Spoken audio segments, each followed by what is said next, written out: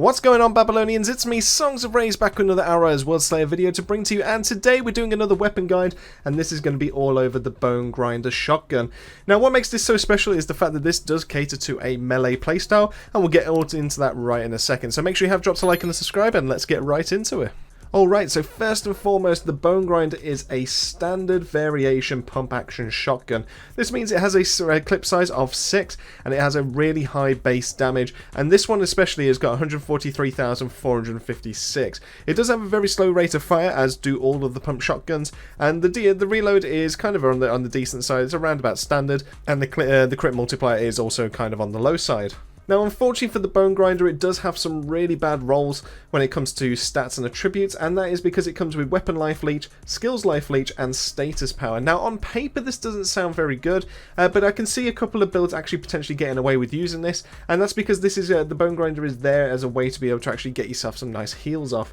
So, for example, with weapon life leech, obviously you would heal yourself after actually shooting this shot.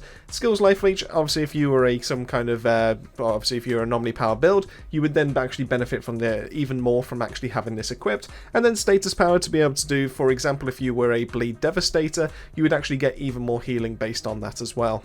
Now, what makes this shotgun so unique is the tier 3 mod, because we haven't seen anything quite like this before, and that's because this is called lock and load, where using your melee skill charges your weapon with an anomaly shockwave that pierces cover and deals so much damage. Now, this one at level 63 does do 668,995 damage, and will scale accordingly depending on if you're higher or lower than this actual weapon. It will scale off of your weapon, and it's not got anything to do with your actual anomaly power. Now, what makes this so unique in its sense is because it doesn't have a cooldown attached to the mod. It's kind of it's tied directly straight to your melee skill, because you have to use that first to be able to actually trigger this mod in the first place. So this kind of does tend itself towards the concussionist set when it comes to the devastators, because that is built around actually using your melee skill and your melee ability. So therefore, when you actually trigger that every single time, you then have a gun that's able to fire off a single shot for a decent amount of damage and is able to pierce cover. So you have a range option technically available to you if you do actually go the concussionist set. Now, this is available to all of the classes as well, and obviously you can get away with it in like a pinch or anything like that. And obviously, if there's ever any time that you do actually need to use your melee, you then have this mod pretty much ready to go. I do think that if you were planning to actually use this specifically though, if you were actually to put this on your gun, you would probably want to make use of it. So therefore, I do think you should probably leave this and tend to it only if you are doing some kind of melee playstyle. Now, in terms of the range of the mod, it's actually kind of on the short side, but it's definitely shorter than what the shotgun is able to actually shoot, but it is pretty decent, and it will actually, when it gets to the end of its animation, will actually float there a little bit to actually, if anyone actually runs into it, able to get damaged that way as well. Now, even though it does only does travel slowly, if any enemies do actually run back through it, they only get hit the once. It's not possible to actually get the same enemy to be hit twice with it, as far as I can tell in my own testing, and therefore this is actually kind of like a one and done, and then you actually have to use your melee to be able to like cock in the mod in again, and then obviously be able to blast it once again from there.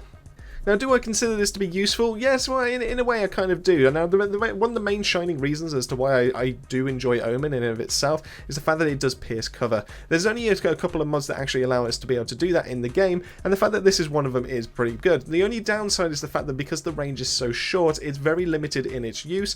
So unlike Omen, where I can actually shoot an anomaly projectile across the map and actually start following to be able to make sure it actually goes the distance that I need it to be able to actually hit an enemy behind cover, I can't do the exact same thing with the lock and load mod, so therefore it's definitely catered towards a close range playstyle, and because I'm primarily maining Technomancer as it currently stands, I'm not really getting the benefit of this currently in my own class. I do think that this isn't really directed towards a Technomancer. It's definitely directed more towards something like a Trickster or towards a Devastator build.